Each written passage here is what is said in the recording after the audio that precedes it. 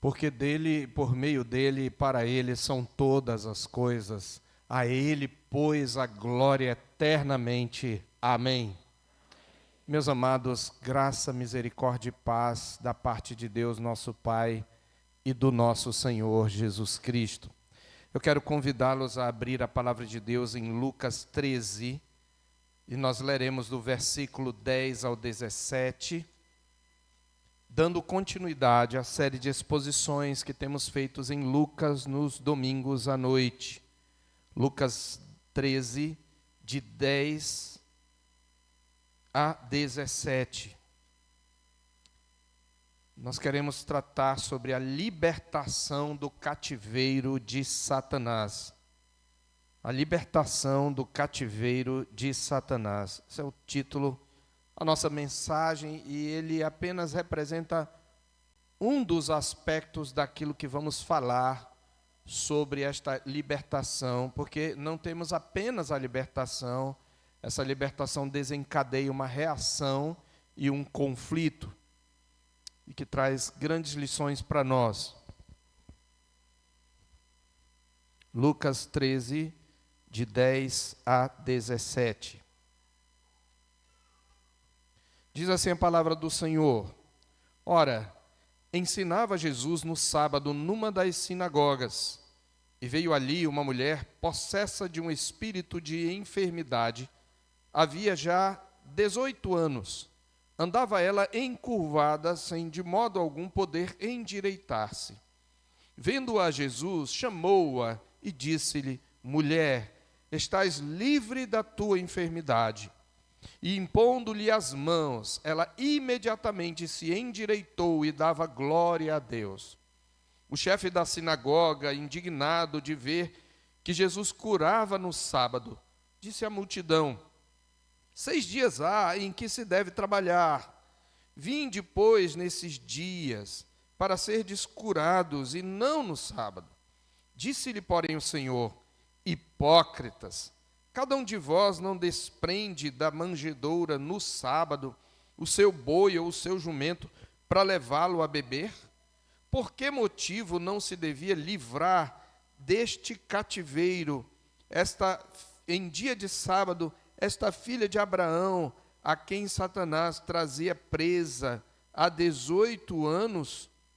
Tendo ele dito estas palavras, todos os seus adversários se envergonharam. Entretanto, o povo se alegrava por todos os gloriosos feitos que Jesus realizava. Amém. Oremos mais uma vez. Senhor nosso Deus, bendito é o teu nome. Bendito é o Senhor de eternidade a eternidade. Nós te louvamos pelo privilégio que temos de ter tua palavra, Senhor, em nossas mãos, pela liberdade que temos em examiná-la, e rogamos que não nos permitas desprezar essa oportunidade ímpar, esse privilégio imerecido, mas que abras os nossos olhos para mais uma vez contemplarmos o nosso Senhor, aquele que veio para amarrar o diabo, para despojar os principados e potestades e libertar aqueles que estão cativos de Satanás. E que quantas lições isto pode trazer para a nossa vida. Nós te pedimos isto, Senhor, em nome de Jesus. Amém. Meus irmãos, nós devemos ler e analisar esse episódio tendo em mente dois contextos, o contexto imediato e o contexto mais amplo.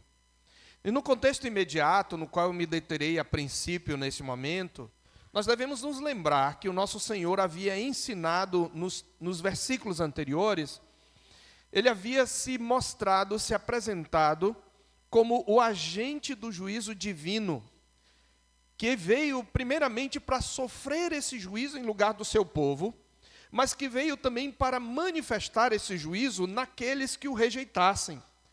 E nesse caráter de agente do juízo divino, Jesus havia falado, isso está nos versículos 49 a 59 do capítulo 12, quando ele diz: Eu vim para lançar fogo sobre a terra, e quem bem quisera que já estivesse a arder. Ele vem também mostrar o caráter divisor da sua presença no mundo. pelo qual aqueles que o seguissem sofreriam a oposição, possivelmente até dos de sua própria casa. Ele diz: eu vim trazer não paz, mas divisão. Em que sentido? Porque a presença de Jesus divide, ela cria uma oposição entre aqueles que o recebem pela fé e aqueles que o rejeitam. É por isso que ele diz no verso 52, daqui em diante estarão 5 divididos numa casa, 3 contra 2 e 2 contra 3, estarão divididos pai contra filho e filho contra pai, mãe contra filha e filha contra mãe, sogra contra nora e nora contra sogra. Em seguida, nós vimos que ele havia também ensinado acerca da relação entre as catástrofes e o juízo de Deus, especialmente no capítulo 13, do versículo 1 até o 9. E ele havia ressaltado, nesse parágrafo anterior ao que lemos, a necessidade de que nós olhemos as catástrofes não necessariamente como um castigo direto por pecados pessoais daqueles que as sofrem, mas, por outro lado, devemos vê-las como uma advertência divina para com os que permanecem vivos e como uma antecipação do juízo final de Deus sobre o mundo. E o nosso Senhor havia encerrado o seu ensino com a parábola da figueira estéril, que está aí entre os versos 6 e 9. Entre outros aspectos, eu observei na mensagem anterior que tanto na figura da figueira como na da vinha, onde essa figueira está plantada, nós temos uma representação que, por toda a Escritura, se refere a Israel. Israel é descrita como uma figueira e outras vezes como uma vinha. E nós vimos que na parábola em questão, o nosso Senhor advertiu contra a ausência de frutos do arrependimento por parte daqueles que o ouviam e viam seus milagres, mas permaneciam incrédulos e permaneciam em seus pecados. E nesta perspectiva, meus irmãos, o que temos então nesse episódio é uma ilustração, primeiro, da divisão que a presença de Cristo causa. Porque ao mesmo tempo em que ele traz libertação a uma mulher cativa de Satanás, ele provoca a indignação daqueles que não compreenderam quem ele era. Você vê exatamente aqui, claramente, aquilo que Jesus disse que ele veio para fazer. Ele estabelece uma divisão entre aqueles que são por ele alcançados graciosamente, libertados do cativeiro de Satanás, e aqueles que rejeitam, que olham os seus sinais e não compreendem quem ele é. E ao colocar isto, ele mostra também, ao mesmo tempo, que não necessariamente aqueles que o seguem são os da religião oficial. Porque quem o rejeita é exatamente aquele da religião oficial. Então, meus irmãos, nós vemos aqui, ao mesmo tempo, o caráter infrutífero da religião externa, da religião formalista, da religião que nós chamamos de legalista. O que é o legalismo? Essa palavra legalismo vem da palavra lei. Legalismo é aquela atitude pela qual você acha que pode merecer a justiça de Deus, a justificação da parte de Deus pelo cumprimento da lei. Se você cumprir certos preceitos externos da lei, se você praticar certas formalidades, não importa como está o seu interior, Deus há de aceitá-lo. Então, a religião legalista é a religião que se baseia na lei como instrumento meritório de justiça. Isso precisa ficar claro para nós, porque é frequente usarmos ou vermos pessoas usando o termo legalista de maneira muito leviana. Às vezes alguém é firme nas Escrituras, procura seguir as Escrituras e ensinar as Escrituras, e às vezes é chamado legalista por isso. Ah, você é legalista. Não, ser fiel às Escrituras não é ser legalista. Amar a lei de Deus em si não é ser legalista. O legalista é aquele que acha que pode, de alguma maneira, merecer, conquistar o favor de Deus por meio da sua própria obediência. E que olha os outros de cima para baixo. Que julga os outros de uma maneira superficial e leviana. Mesmo quando há transformação, o legalista não consegue ver a libertação que foi operada no coração daquele a quem Deus atingiu. E é isto que nós vemos aqui, a religião legalista do farisaísmo, ela se indigna com a libertação de uma mulher.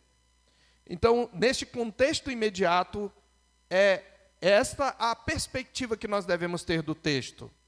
Mas no contexto mais amplo, nós devemos também analisar esse episódio à luz daquilo que Jesus, logo no início do seu ministério, quando ensinou pela primeira vez numa sinagoga, ele ensinou acerca do propósito do seu ministério. Lá é interessante que nós temos aqui a última vez em que Jesus é descrito ensinando numa sinagoga. Nós já vimos no Evangelho que Jesus costumava ensinar nas sinagogas. Jesus não desprezava as instituições da sua época, religiosas. Ele frequentava o que seria a igreja da época. E ele usava as oportunidades como um rabi para ensinar. Mas, ao mesmo tempo, ele confrontava a hipocrisia daqueles que frequentavam a sinagoga, mas não viviam aquilo que eles pregavam. Então, Jesus está pela última vez ensinando na sinagoga, e curiosamente este é, vamos dizer, o outro lado da moldura de todo esse ministério de ensino de Jesus, porque a primeira vez em que ele está numa sinagoga é no capítulo 4, e nessa primeira vez ele anuncia o que ele veio fazer.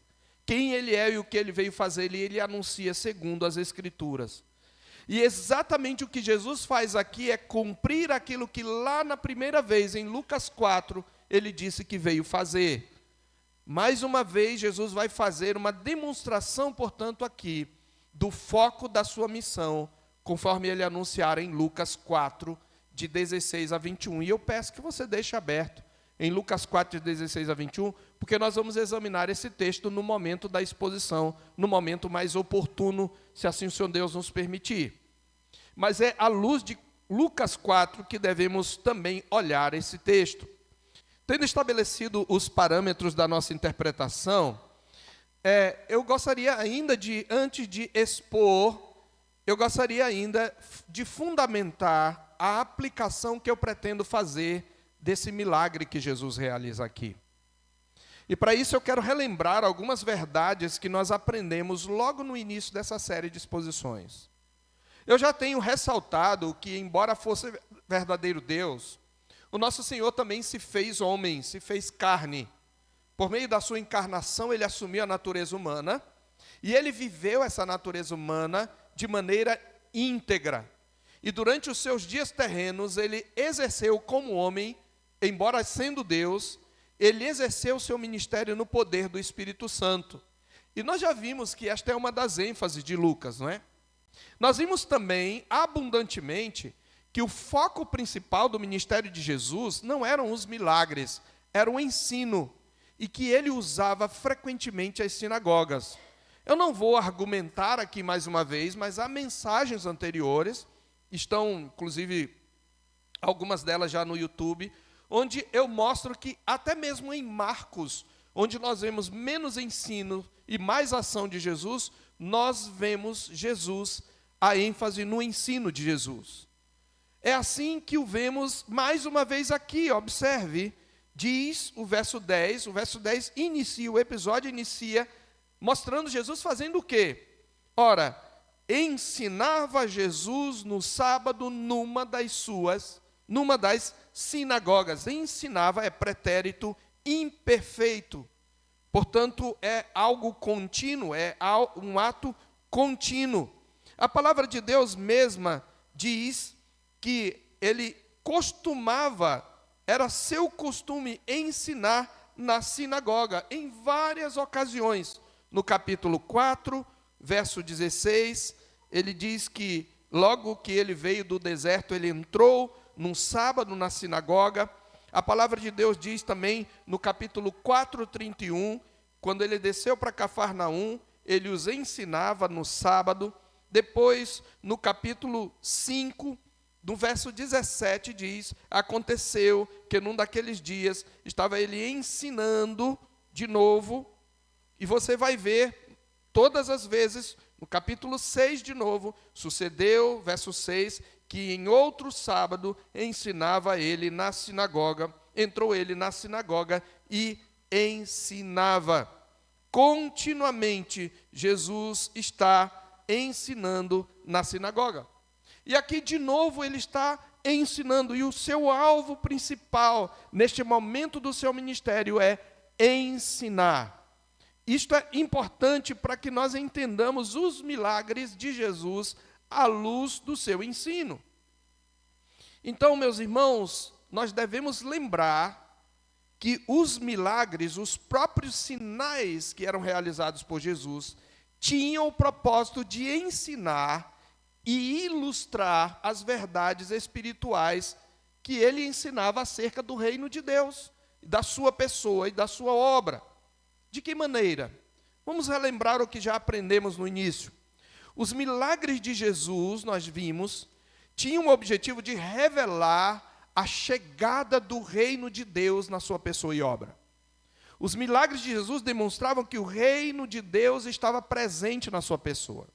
Os profetas no Velho Testamento haviam dito o que aconteceria quando o reino de Deus chegasse. E um desses profetas, eu preciso que você abra lá, é Isaías, no capítulo 35, quando ele fala da era messiânica.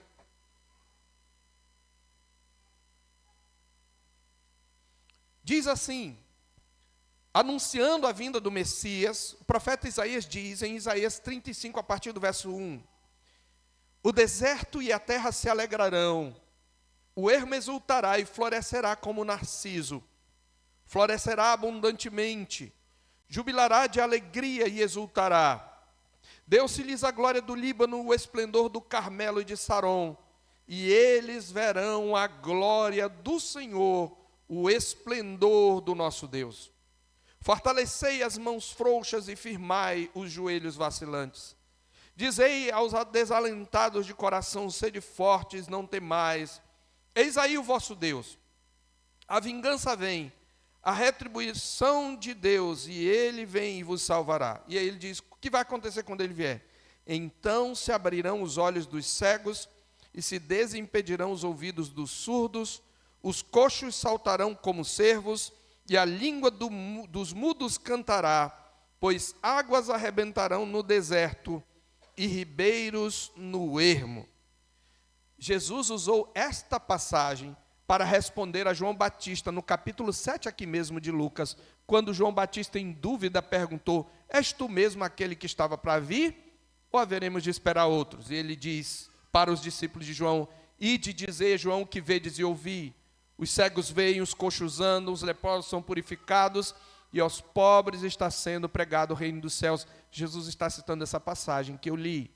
Portanto, os profetas anunciaram que quando o Messias viesse, quando raiasse a nova era de salvação, ele iria realizar sinais. Então, meus irmãos, embora tenham sido curas reais, literais, sobrenaturais, os milagres constituíam o que eu chamo de uma parábola dramatizada da vinda do reino de Deus. Na medida em que, de um lado, eles ilustravam de maneira provisória aquilo que acontecerá na consumação do reino de Deus em caráter permanente, quando a doença e a morte serão aniquiladas para sempre. No futuro reino de Deus, em sua consumação, não haverá mais oprimidos do diabo, nem cegos, nem coxos, nem leprosos, nem qualquer outra enfermidade, porque os redimidos terão corpos glorificados, que não mais adoecerão, nem morrerão, nem envelhecerão, como está escrito em Apocalipse, e lhes enxugará dos olhos toda lágrima, e a morte já não existirá, já não haverá luto, nem pranto, nem dor, porque as primeiras coisas passaram. E aquele que está assentado no trono disse, eis que faço novas todas as coisas, e acrescentou, escreve, porque estas palavras são fiéis e verdadeiras. Eu li Apocalipse 21, de 4 a 5. Então os milagres, eles antecipavam aquilo que na sua segunda vinda, Jesus vai realizar de maneira permanente para com aqueles que nele creram. Mas de outro lado, os milagres também apontavam para a dimensão espiritual onde essa redenção deve ser primeiro experimentada pelos que hão de herdar o reino de Deus. Vamos exemplificar aqui, eu estou revisando o que eu já falei em mensagem anterior, mas é importante nós revermos isto. Por exemplo, ao libertar endemoniados, Jesus antecipou sua vitória sobre o diabo na cruz. Ao purificar leprosos, Jesus mostrou o seu poder para purificar o coração da impureza do pecado, do qual a lepra era o símbolo mais marcante. Ao dar vista aos cegos, ele ensina parabolicamente o que declara explicitamente em João 8,12: eu sou a luz do mundo, quem me segue não andará em trevas, pelo contrário, terá a luz da vida, e assim por diante. Ao devolver a vida a um defunto de 4 dias, Jesus revela o que ele fará na consumação dos séculos, de maneira permanente, com todos aqueles que nele creem, conforme ele promete a Marta, no mesmo momento que antecede o milagre da ressurreição de Lázaro. Você lembra em João 8, em João 11, 25 e 26, ele diz para Marta: eu sou a ressurreição e a vida. Quem crê em mim, ainda que morra, viverá, e todo o que vive e crê em mim não morrerá eternamente. Crês isto? E ele ressuscita Lázaro, restaura a sua vida física, mas essa ressurreição de Lázaro foi provisória, porque depois Lázaro morreu novamente, talvez de velhice. Contudo, a ressurreição física de Lázaro apontava para a ressurreição final dos justos, e ao mesmo tempo, aquele que ressuscitou Lázaro também estava mostrando o seu poder e autoridade para dar nova vida espiritual por meio da regeneração. Então, meus irmãos, nessa perspectiva, nós devemos ver uma relação de continuidade entre os ensinos de Jesus e os seus milagres, de maneira que estes, embora curas e prodígios reais, eles ilustravam verdades espirituais que Jesus ensinava e apontavam para a sua obra redentora consumada na cruz. Por isso que é importante você ter essa teologia do milagre. Eu trouxe aqui uma breve teologia bíblica do milagre, para que nós não pensemos que ao olhar o milagre, nós temos autoridade para dizer, porque Jesus curou esta mulher, e você está doente hoje, você vem aqui hoje, Jesus vai te curar hoje. Eu não seria leviano de falar isso. É verdade que Jesus pode curá-lo, mas a cura que Jesus realiza aponta para algo que é a sua maior necessidade, que é a cura espiritual.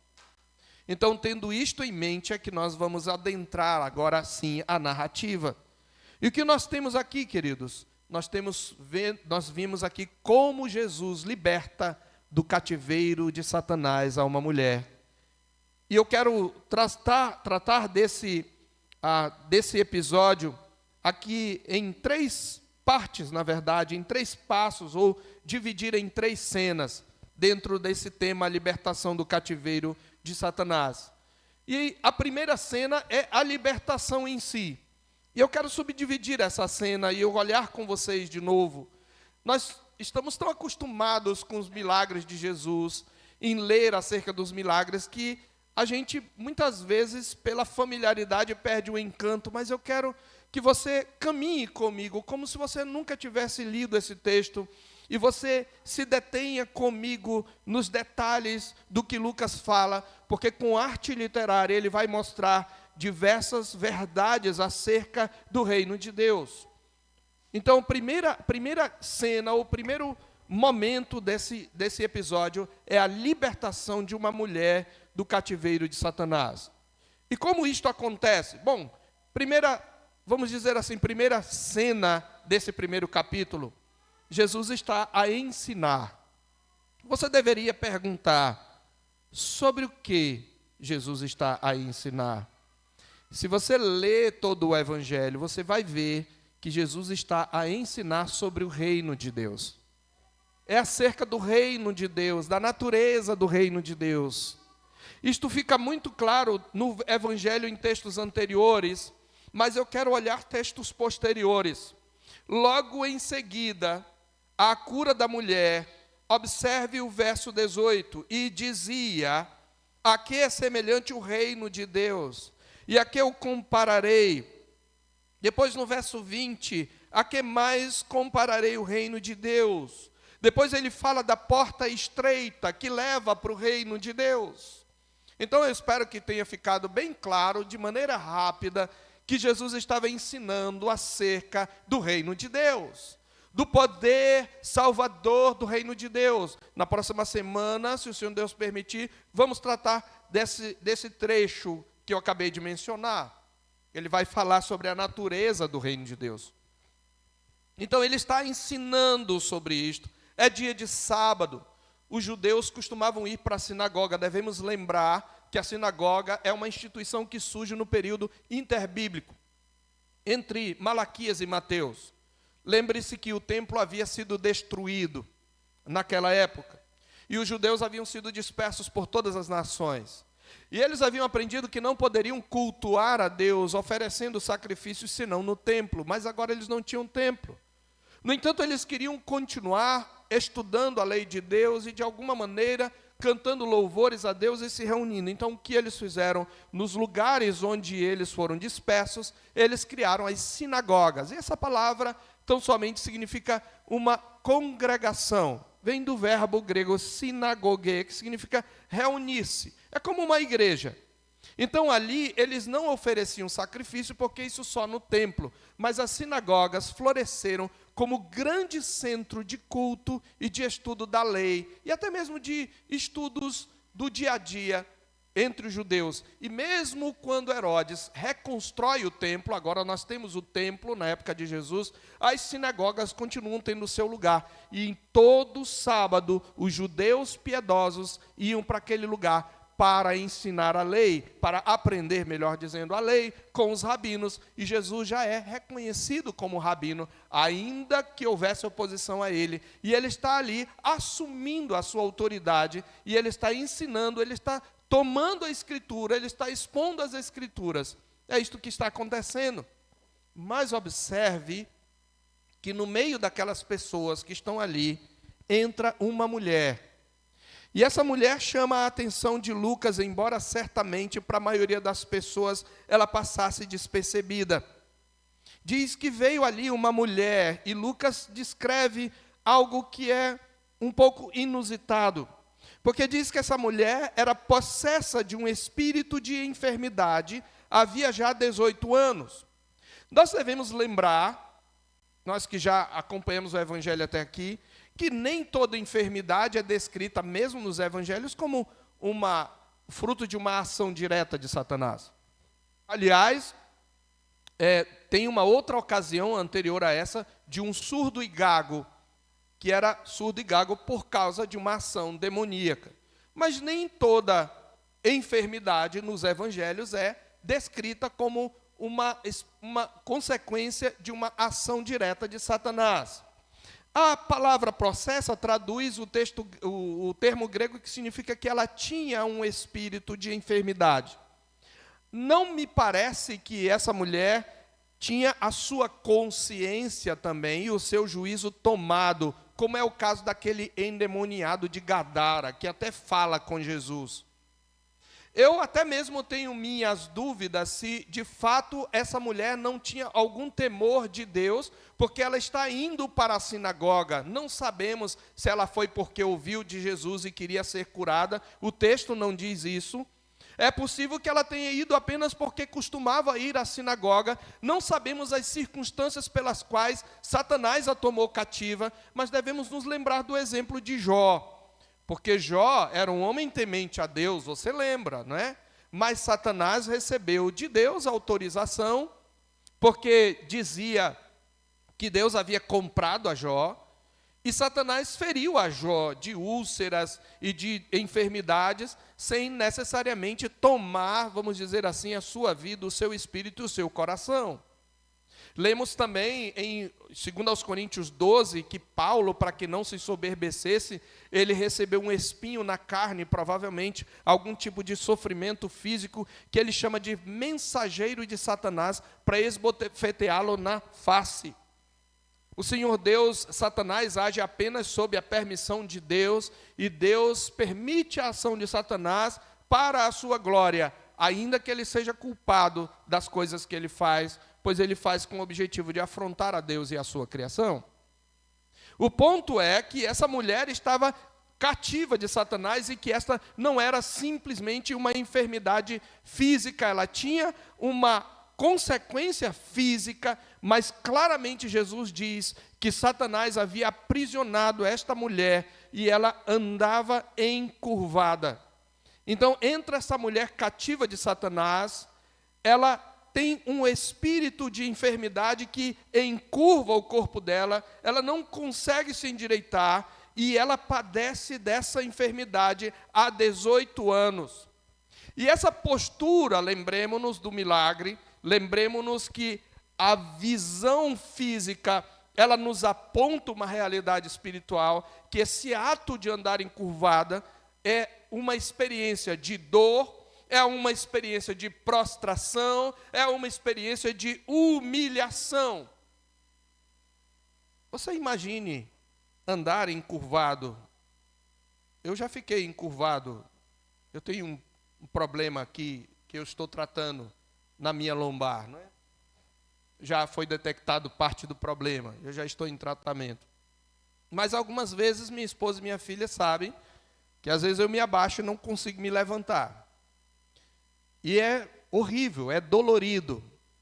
Mas essa mulher eram 18 anos encurvada, e não por uma dor lombar qualquer. Satanás a aprisionou. Não sabemos as condições disto, o que gerou isto, mas por causa de uma ação demoníaca, aquela mulher não podia olhar as pessoas nos olhos, ela não podia olhar a vida de frente, ela não podia olhar para cima, ela só podia olhar para os seus pés, ela vive em dor e vive em humilhação.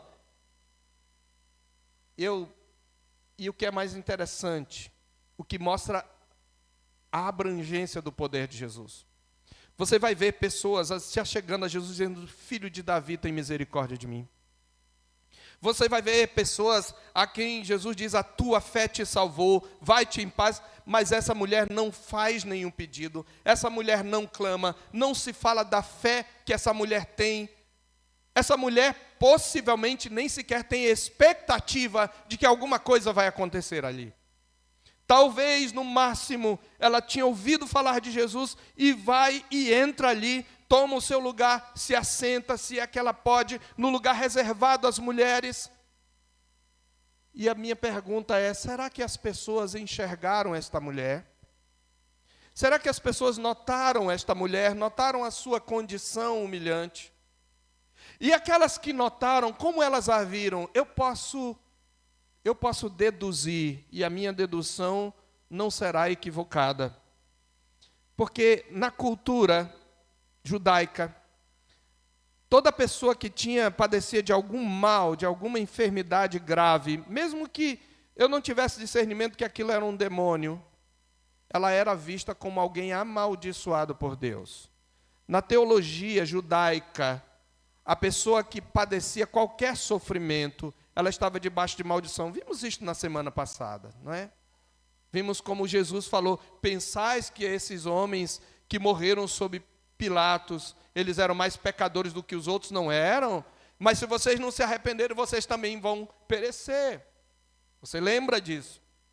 Então, uma mulher daquela, qualquer judeu comum que olhasse para aquela mulher diz: essa mulher cometeu grande pecado. Você lembra em João 9, quando Jesus e os seus discípulos encontraram um cego de nascença, lá em João 9, você lembra o que os discípulos perguntaram? Mestre, quem pecou? Ele ou seus pais? Eles não estavam perguntando se pecou ou não, eles estavam só querendo saber quem foi o culpado para que nascesse cego. Jesus falou: nem ele, nem seus pais, mas foi para que se manifeste a glória de Deus. Então, certamente, as poucas pessoas que podem ter notado a entrada de uma mulher, já é uma mulher, e a condição da mulher, naquela cultura, já era uma condição de segunda classe.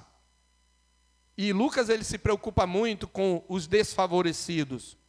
Mas certamente as pessoas que haviam no máximo: essa daí, coitada, isso deve ter cometido grandes pecados. Sabe lá a vida dela, né? Antes de se encurvar, o que ela não fez na vida? Era isso que tinha. Certamente ela era vista como uma pecadora debaixo da maldição divina. Então esta é a primeira, vamos dizer, cena desse primeiro capítulo. Mas há uma segunda cena.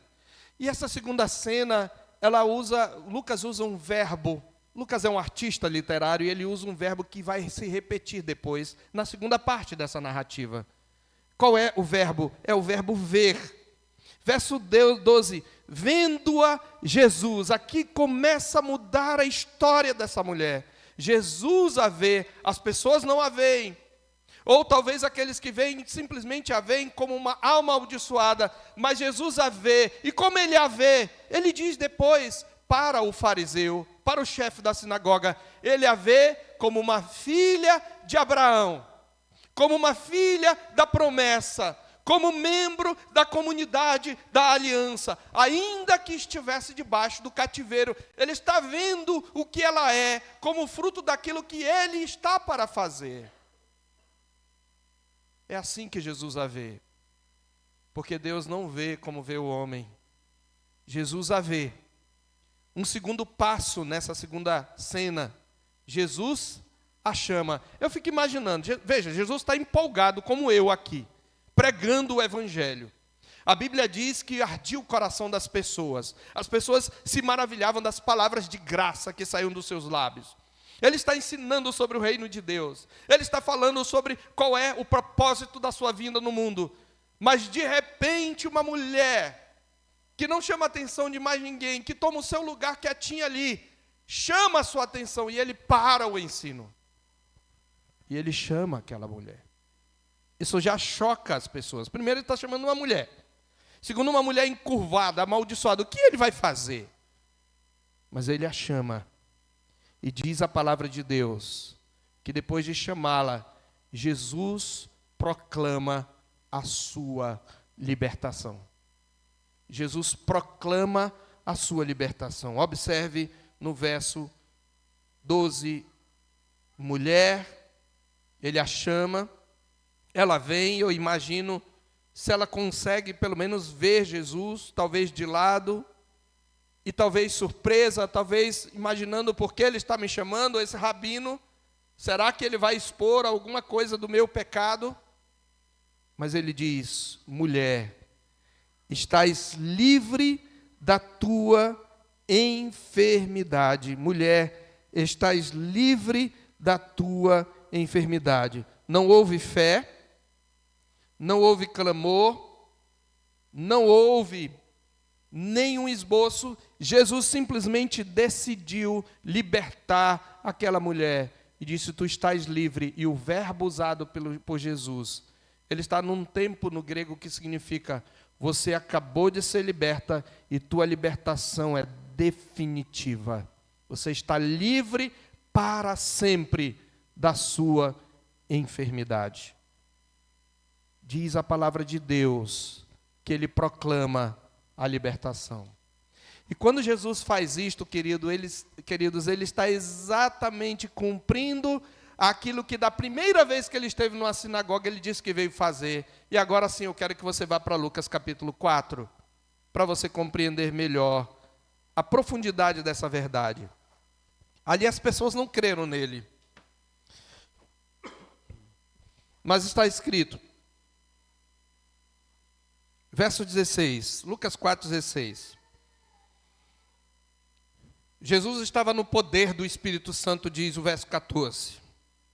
Jesus ensinava na sinagoga, diz o verso 15. E no 16 diz que indo para Nazaré, onde fora criado.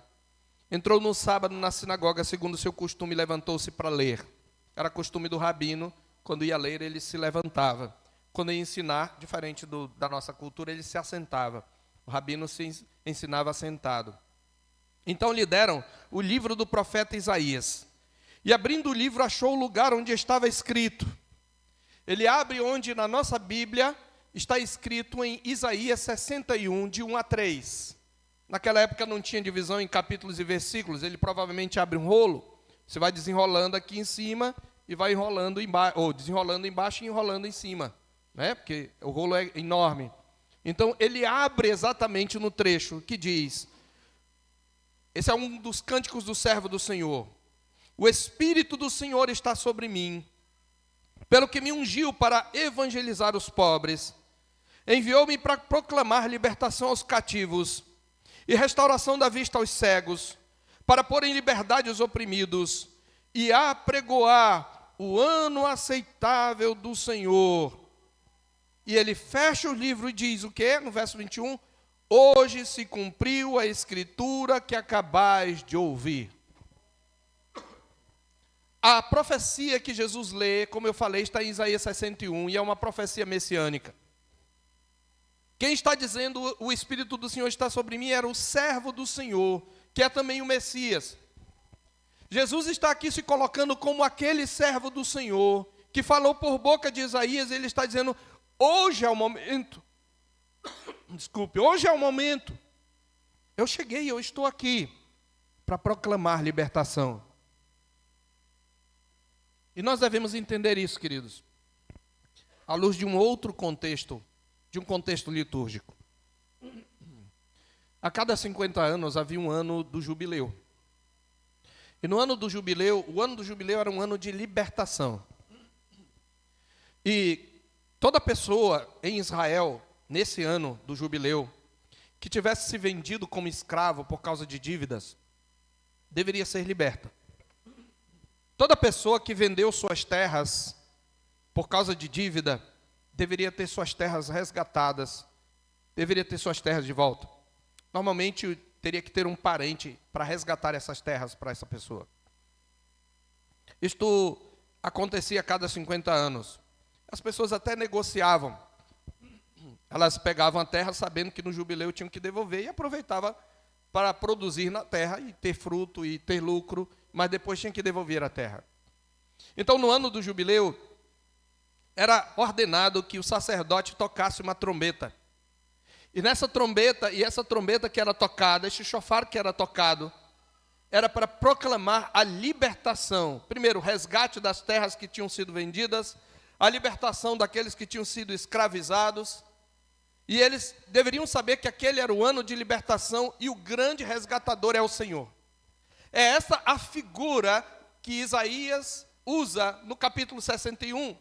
Ele está dizendo que um dia o Senhor Deus viria na pessoa do Messias ou do servo do Senhor para libertar todos os escravos de Satanás, para libertar o seu povo. E Jesus, quando chega na sinagoga em Nazaré, ele disse, hoje se cumpriu, eu sou aquele que veio para proclamar libertação, eu vim para proclamar libertação ao cativo, para pôr em liberdade os algemados, para curar os oprimidos do diabo.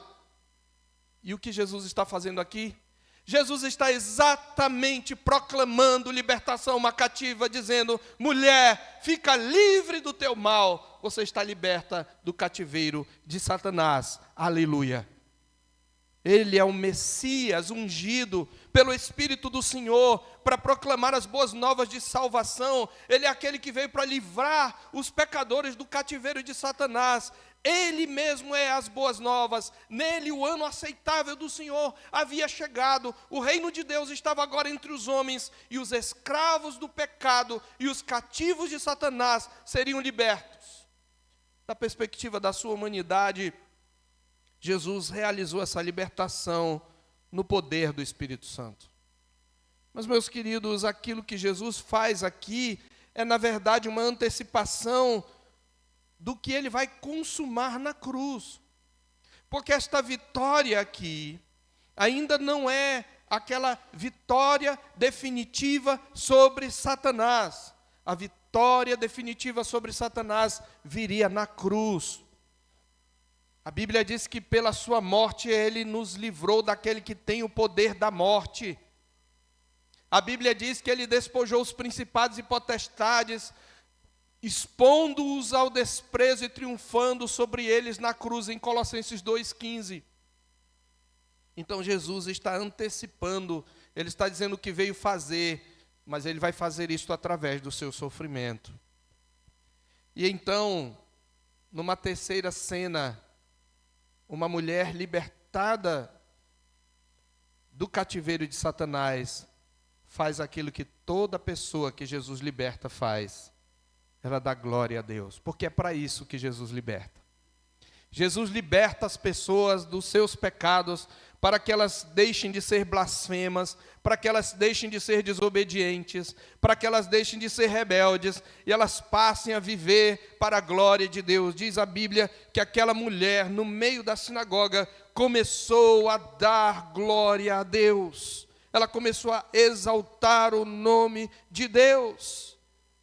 Diz que, impondo-lhe as mãos, ela imediatamente se endireitou e ela começou a dar glória a Deus. Quantos anos aquela mulher tinha frequentado aquela igreja, vamos colocar assim? Quantos anos ela tinha ouvido a palavra de Deus, mas nenhum daqueles pastores, maus pastores, havia tido condições de proclamar a ela libertação, nem sequer falar a palavra de Deus para ela. Mas agora, enfim, depois de 18 anos, ela está ali, e o libertador está ali, e ela tem um encontro com ele, e ela é libertada, e agora ela pode dar glória a Deus.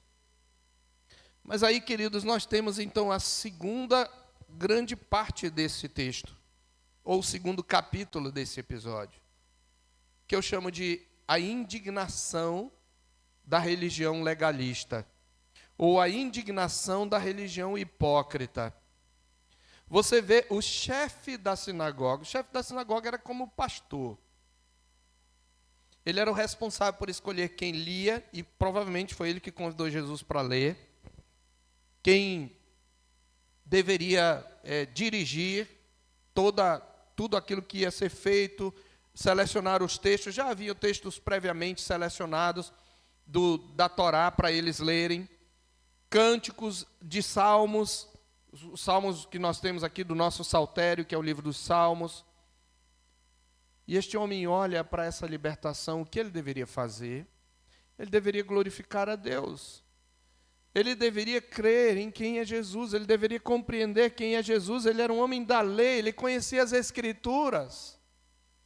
Mas o que você tem é indignação. E de novo você tem o verbo ver. Jesus vê uma mulher encurvada e vê nela uma filha de Abraão, uma cativa de Satanás que precisa ser liberta, e proclama a libertação a ela. Mas observe o verso 14. O que é que o homem vê?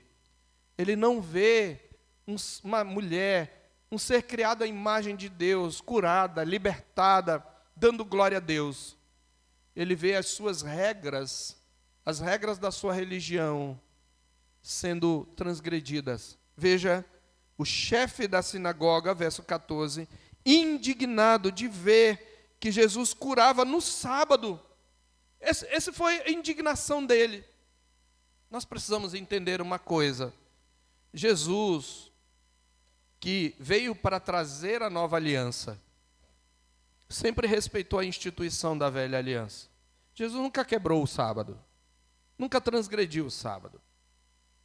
Já conversamos sobre isto. Jesus, na verdade, apenas mudou a aplicação do sábado. Hoje é o nosso sábado, a partir da ressurreição de Jesus. Mas Jesus nunca transgrediu o sábado. O problema é que os judeus, eles acrescentaram 39 regras do que podia ou não podia fazer no sábado. Eles eram tão meticulosos que eles diziam até quantos passos você pode dar no sábado sem quebrar a lei do descanso. É por isso que na Bíblia você tem a expressão a jornada de um sábado. Eles diziam que até mesmo se você debulhar o milho com a mão e comer, de repente, você está quebrando o sábado. Então, aquilo que era para ser um mandamento, que era para ser um prazer, um deleite, um dia de descanso, de devoção, eles transformaram no inferno. Mas é por isso que esse homem, ele cita a lei. Ele está citando Êxodo 20, de 9 a 10, e está citando Deuteronômio 5, 13 e 14. Ele está citando o quarto mandamento. Olha o que ele diz. Primeiro, ele não fala direto com Jesus, né? Não tem coragem. Mas ele diz assim, olha, 6 dias há em que se deve trabalhar. Diz isso o quarto mandamento. 6 dias trabalharás e farás toda a tua obra. Ele diz, venham nesses dias para serem curados e não no sábado. Hoje não é dia de ser curado. Sabe o que ele está dizendo? Hoje não é dia de ser liberto. Vocês têm que cumprir a regra. Hoje é dia de estabelecer a regra. Veja Aquele é o dia do Senhor, é um dia de libertação, é um dia de glória por alguém que estava cativo de Satanás. Aquele é o dia ideal. Mas ele está dizendo, não, porque ele está trabalhando. E o que Jesus faz? Então, essa indignação revela um coração insensível. Essa indignação revela uma aplicação desumana da lei. E sempre que você aplica a lei de maneira desumana, de maneira desamorosa, você está caindo no legalismo, sem a misericórdia que é necessária. Então nós temos a terceira cena, ou terceira parte. Jesus repreende a religião legalista. Como Jesus repreende? Primeiro, Jesus expõe a hipocrisia. O legalista normalmente é hipócrita.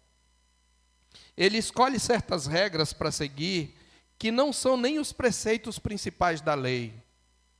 E ele esquece os preceitos principais da lei.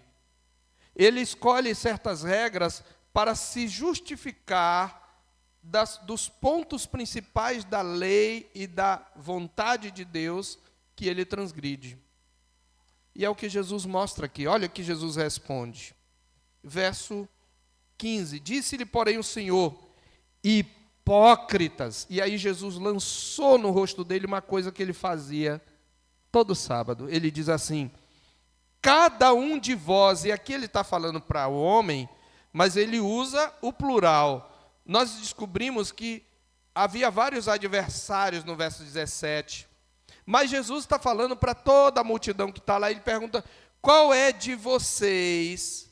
Vocês não desprendem num dia de sábado da manjedoura, do coxo, um jumento ou o boi para dar de beber? Quem é de vocês que não faz isso? Quem de vocês que não pega o animal no dia de sábado, puxa o animal e leva para dar de beber? Um animal. Vocês são hipócritas. Vocês no dia de sábado dão de beber aos animais, porque são propriedade sua, porque são dinheiro seu, porque são lucro seu. Por que razão? Ele diz, por que razão, por que motivo não se devia livrar deste cativeiro? Veja, ela estava em cativeiro em dia de sábado, esta filha de Abraão, a quem Satanás trazia presa há 18 anos. Vocês dão de beber a um boi, e vocês não têm coragem de libertar uma filha de Abraão. Vocês são hipócritas. O legalismo inverte valores. Jesus expõe a hipocrisia e inversão de valores. Esta é uma das características do legalista, queridos. Ele se apega à regra, mas ele se esquece dos preceitos mais importantes da lei, a justiça, a misericórdia e a fé. Jesus denunciou a religiosidade hipócrita, destituída de misericórdia, que não se alegra com a libertação dos cativos.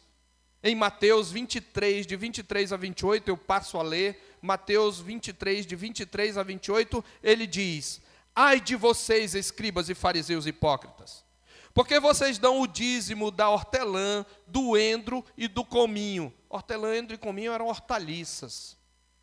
Eles eram meticulosos. Quando eles produziam a hortelã, eles pegavam folha por folha. Olha, aqui tem 10, cada 10 folhas eu vou dar uma folhinha de hortelã. Era isso que eles faziam.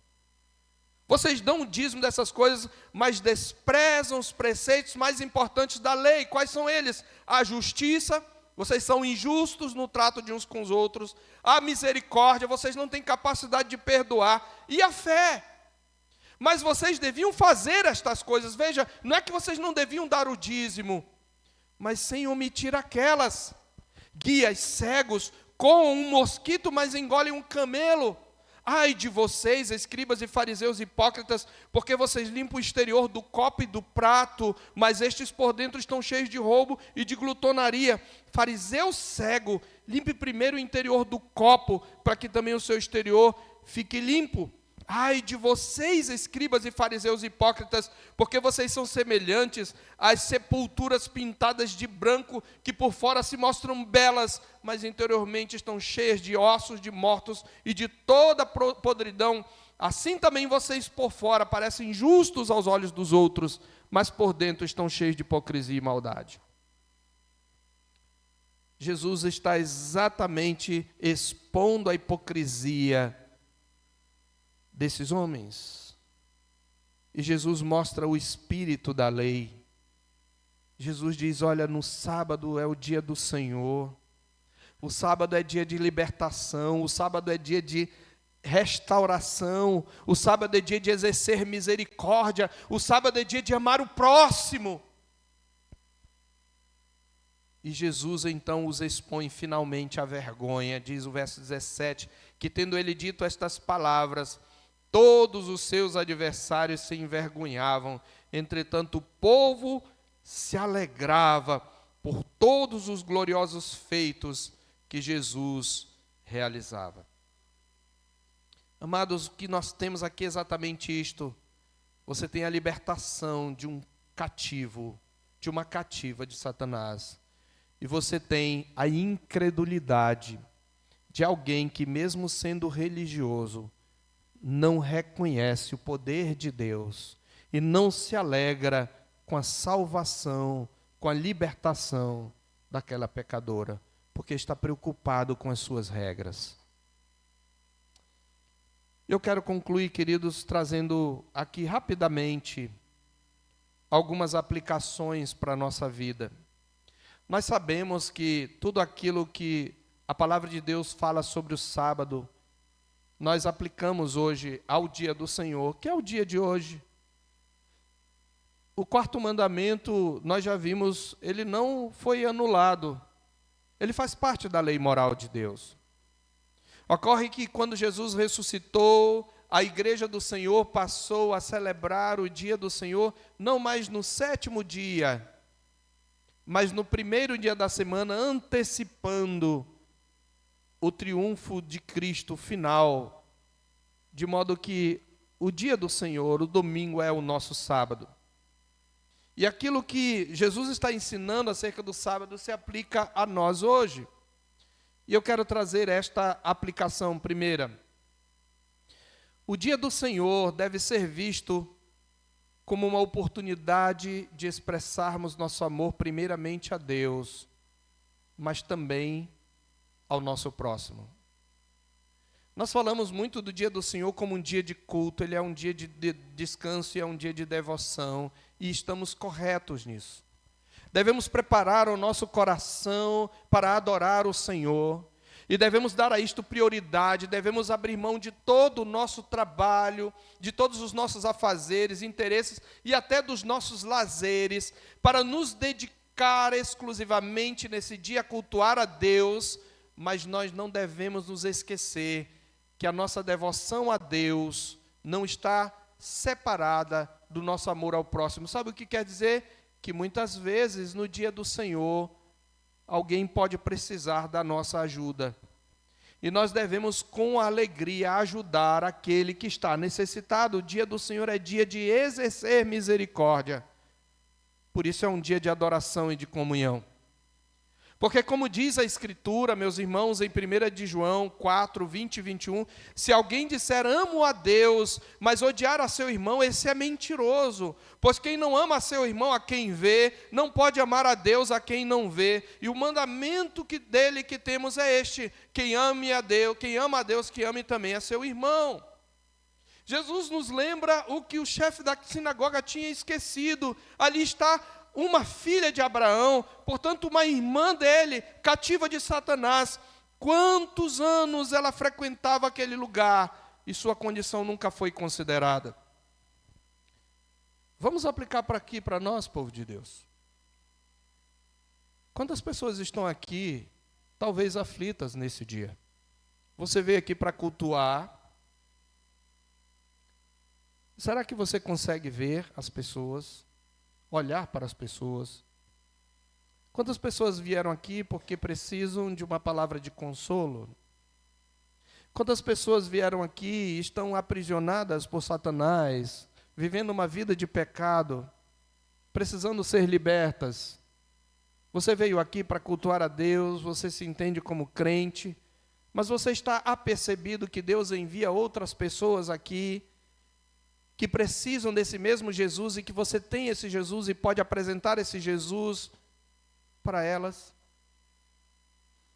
Quantas pessoas entraram neste lugar que estão encurvadas e precisam da sua ajuda?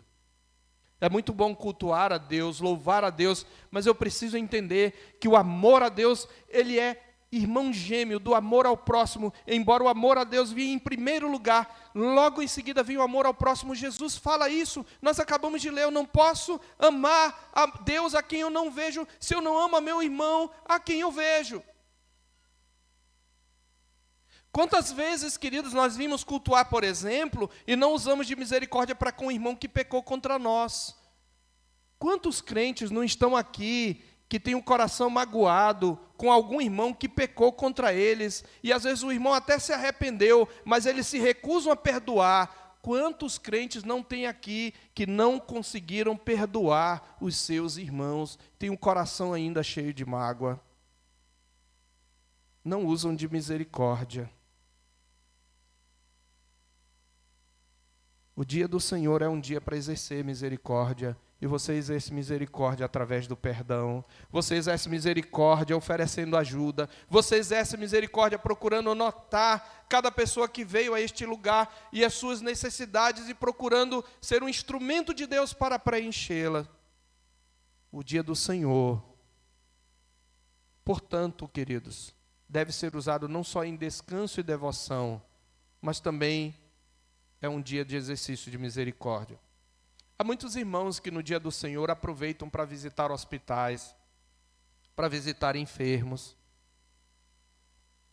para visitar irmãos mesmo que estão necessitados. É um dia para olharmos os necessitados, acolhermos os desvalidos, libertarmos os cativos de Satanás pelo poder do Espírito. Muitas pessoas, mais uma vez eu digo, para concluir, vêm ao culto nesta condição e precisamos ter olhos para vê-las, proclamar-lhes a libertação de Cristo por meio do Evangelho. Mas, em último lugar, talvez você esteja na condição da mulher encurvada. Talvez você tenha vindo aqui lutando contra o pecado. Talvez você seja uma pessoa que conheceu o Evangelho, mas você vive uma vida de pecado, você se afastou do Senhor e você não consegue voltar. A minha oração é que esta noite você ouça a palavra de libertação de Jesus e você volte para Ele e você seja restaurado. Talvez você esteja encurvado sob o peso das suas provações. Eu quero convidá-lo a olhar para Jesus e entregar a sua vida a Ele e confiar nele, porque Ele pode libertar você do cativeiro. Que a palavra de Deus, meus irmãos, possa falar ao nosso coração, porque esse Jesus que veio, Ele já morreu na cruz. Ao morrer na cruz, Ele derrotou, Ele manietou a Satanás. E todo aquele que nele crê é liberto do poder de Satanás. E a Bíblia diz que Ele está à direita de Deus, Ele ressuscitou e Ele virá para buscar o seu povo. E enquanto Ele está reinando, Ele está colocando todos os inimigos debaixo dos seus pés. Todo o poder lhe foi dado no céu e na terra. E aqueles que nele creem podem ser libertos. Se você está lutando com um vício, com um pecado, Jesus pode libertá-lo pelo poder do seu Espírito. Vamos orar. Senhor nosso Deus, nós louvamos o Teu nome pela Tua palavra. Nós Te louvamos pelo Senhor Jesus, nós louvamos o nome do Senhor Jesus, que é o servo do Senhor, aquele sobre quem está o Espírito do Senhor, é o próprio Senhor que veio para libertar os cativos. Nós Te louvamos, ó Deus, porque muitos de nós aqui temos experimentado essa libertação. Nós já fomos salvos, Senhor. Mas nós queremos te pedir que tu nos ajudes a ter olhos para aqueles que ainda estão cativos de Satanás, que são ovelhas perdidas, que são até eleitos teus, mas precisam ser achados, precisam ser encontrados e precisamos proclamar a eles que o Senhor veio para buscar o perdido. Nós te rogamos que aqueles que estão aqui nesta noite, que estão nessa condição, tenham o seu coração despertado para compreender esta palavra e entender que somente por meio de Cristo eles podem ser libertos dos seus pecados, da ira vindoura que paira sobre todo aquele que está fora da comunhão com o Senhor. Ajuda-nos a nós que nos entendemos crentes, ó Deus, a vigiarmos contra o legalismo que inverte padrões, que muitas vezes age de maneira hipócrita, que age de maneira descaridosa, e ensina-nos a te adorar, mas ao mesmo tempo amar o nosso próximo e cuidar daqueles que precisam. Nós te pedimos isto, ó Deus, em nome de Jesus. Amém.